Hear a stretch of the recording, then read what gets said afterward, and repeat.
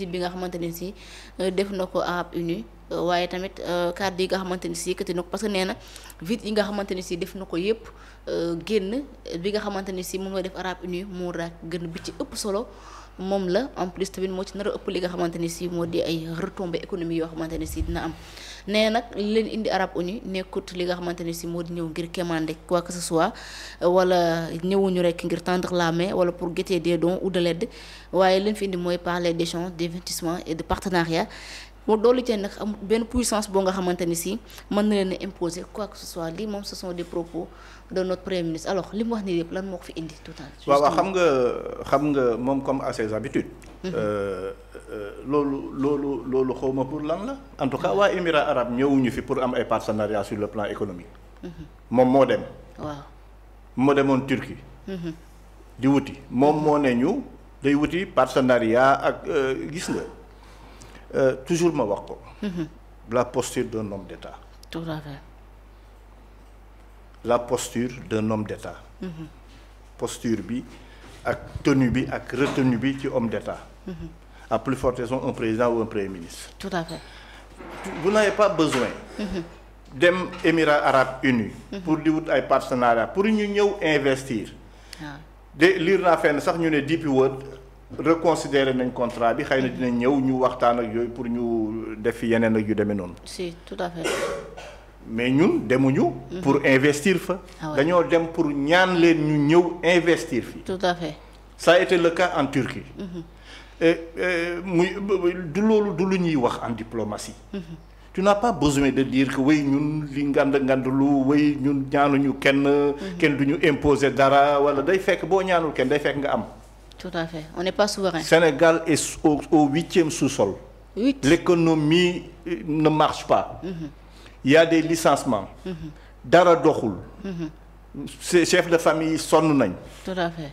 ñii di nduggi sa moroom yi les femmes de ménagères là li ñuy femme de ménage xaw ma li ñuy wax.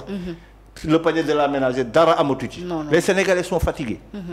donc bu amul di dem cim réew. naan ñun wutuñu jaru ko. ah non vraiment. jaru ko gis nga un homme d'état. da ngay dem ñu respecté la. doo wax luy ñagasal la nga fa wuti woon. tout à fait. wala rapport yi nga war a am ak ñoom après muy ñagas. il dit que c'est fi mu dem yëpp musu fa lam fa am musu koo am feneen.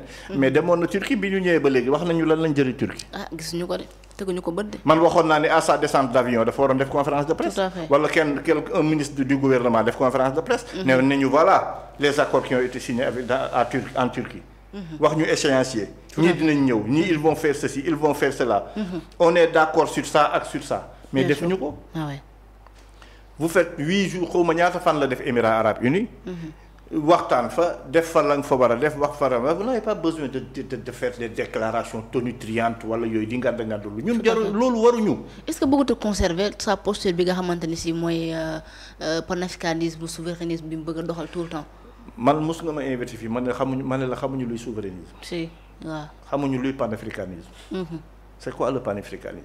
ah ouais. quels sont les pères qui ont pensé au panafricanisme ici en Afrique. ñan la. fan la jógee. yan acte lañ njëkk a teg en Afrique pour l'unification de l'Afrique et le panafricanisme de l'Afrique. xamuñu ko. non. le souverainisme africain dont ils parlent eux wax naa la fii ne la boo ci toogoon ak nit di waxtaan ak moom mënu la ci defal une théorie. dañuy wax rek. ah ouais. dañuy wax rek gis nga Afrique.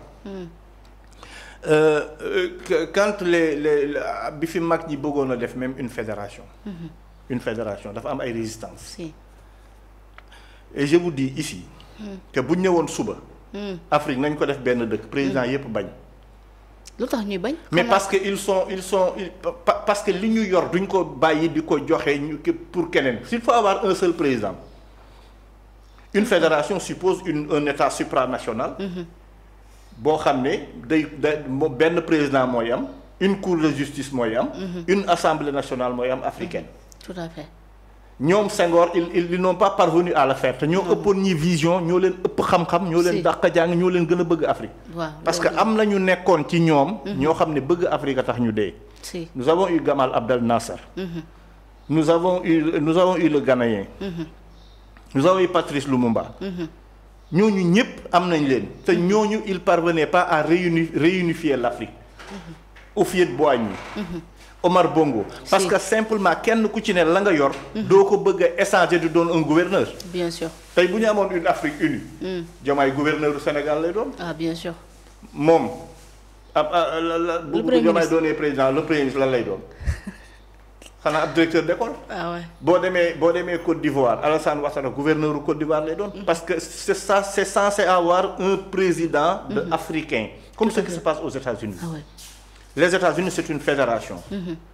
composée par des États fédérés. ok ay États fédérés quoi. tout à fait ñoom la ñu dajale. def ko benn. mu nekk les États-Unis d'Amérique. mu nekk les États-Unis d'Amérique. tout à fait. les États-Unis d'Amérique a un président.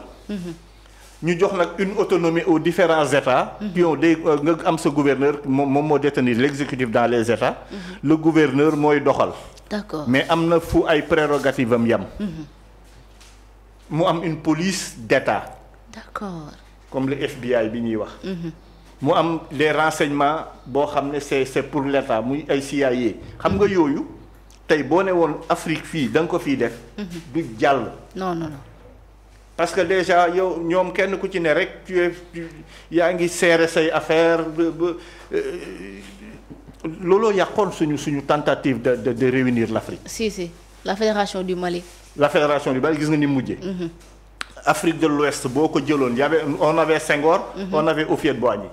deux figures emblématiques. si de l'Afrique de l'Ouest. décider kan moo war a jiite et le Ghana est dans l'Afrique de l'Ouest. si. Kwame Nkrumah. ñett ñooñu rek boo leen bëggoon a départager. ah ouais. pour jël ci kenn. day am problème. tout à fait waxantuma la nga bëgg réunir l'Afrique ak yooyu c'est des discours. ak fi enjeu tool actuellement. discours yi dañ ko dépassé. si. yooyu dépassé nañ ko. ñun nous sommes les États sont d'égale dignité. les chefs d'État sont d'égale dignité ak fu mu mënti daje. li am solo mooy nga xool say intérêt. ah ouais. mais xool say intérêt mooy nga am ñoo xam ne mën nañoo taxaw mat ko. doxal loo xam ne nit ñi dinañ am respect ci yow. tout à fait ba dégal bu état ak état taxawee ñu jox la nga war a am. d'égale dignité. d'égale dignité. tout à fait li waaju tontu woon Senghor rek le tigre wala Soninka le tigre n'a pas besoin de crier sa tigritude. il saute sur sa paroi et la dévore. boo dee Sénégal di am fierté. jarul nga koy wone. amal fulla ci sa bopp. di wax waxu responsable. di wax waxu kilifa. ba ku la jël ku la gis jox la sa cër. bien sûr. mais dooy wax yoo xam ne. da ngay yàq. d'accord alors mais président est-ce que discours yi tamit parfois nekkul ni day am ay incohérences yu ñu ciy nemmeeku parce que bi ñu ko gisee bi mu demee Turquie li mu waxoon mooy que ni je solliciterai avec beaucoup d'insistance votre compagnie sur cette période au-delà de ce que nous voulons faire. Nous pensons qu'une Turquie déterminée aux côtés du Sénégal pourrait nous aider rapidement à travers cette période un peu difficile pour nos finances publiques lii moom la waxoon Turquie le 7 août 2025 tey ji bu dikkaatee mu ne tàndurul kenn la mais amul ay incohérences ci mais quel est l'homme politique dans ce pays-là qui souffre le plus les VAR c'est lui-même. ah bien sûr. bu waxee lii tey. boo xoolee ay waxam bërki démb wala ginnaaw suba du am. non. ça c'est du Ousmane Sonko.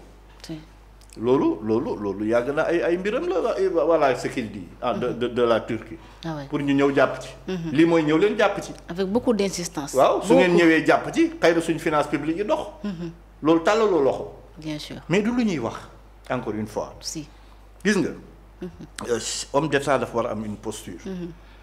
bu xëccoo fii discours boobu nous quémandons pas nous venons pas de qui aucune c'est un discours du 19e du 20e siècle yàgg na amal nekkatuñ ci yooyu. d'accord temps yi ñu fi nekk di guerrier lu way l'impérialisme kii le néocolonialisme c'est dépassé yooyu amatul. tout à fait. nous sommes maîtres de nos destins. en Afrique actuellement. si. lu ñu tubaab yi def wala lu ñu tubaab yi waxloo. dañu ko bëgg a def wala ñu bëgg koo wax. mais ils ne peuvent nous imposer rien du tout. souverainisme par exemple élection yi passé du ñun ñoo voté suñu bopp. si ñoo def suñuy liste électorale. def suñuy urne. def suñuy nàngam. dem voté. résultat yi génn. sur le plan électoral amuñu souverainisme. Ah si, bien sûr. Hein? Sur le plan de la diplomatie. Nous avons une doctrine. Si. En matière de diplomatie. Quand bien même sax suñu yaay ji fi ne woon xamul moom li xew. xam naa ni xamul la doctrine en matière de diplomatie du Sénégal parce que diplomatie da nga may am doctrine. am noo ko orienté. qui est déterminé et défini par le président de la République. li wax nii lañ koy doxalee ak yooyu. Sur le plan diplomatique kenn mënuñoo defloo dara. non. kenn mënuñoo defloo dara. même li ñuy wax naan armée na dem ak yooyu dugg fii génn fii yooyu. mais en Allemagne y a une présence militaire américaine. si. dans le cadre de l'OTAN. xam nga Allemagne boo fa demee di nga fa fekk ay militaires américains. est-ce que loolu tax na Allemand yi amuñu xam nga Allemand yi doon na amuñu seen souverainisme. ah non. wala Allemand yi amuñu fulla. boo demee dans tous les pays du Golfe. américains yaa nga fa. boo demee Taïwan ñoo fa ne. boo demee Corée du Sud ñoo fa ne même en France. doone français yi amuñu fulla wala amuñu souverainisme. non. donc souverainisme ak yooyu ça n'a rien à voir avec ces histoires là. Si. De sorte que ñun. man daal xam naa ni ñoom li ma leen di wax bis bu ne. nañu am benn posture bu ñu war a taxawee. un homme d'état dafa war am benn posture. yenn yi jarul wax yenn yi jarul ay discours. il faut nga considérer sa bopp comme ñoom ni ñuy considérer seen bopp. bien sûr. En matière de relations internationales. Les États se valent. tout à fait. Maintenant ku ëpp fulla nag. parce que y a les intérêts un État n'a pas d'amis il a des intérêts. tout à fait. ku am ay intérêts nag. xam say intérêt di nga ci taxaw. tout à fait dëgg mais taxaw dans le concert des nations. oui ñun kenn duñu def lii kenn duñu def laa loolu laa defe naa c'est enfantin. ah ouais.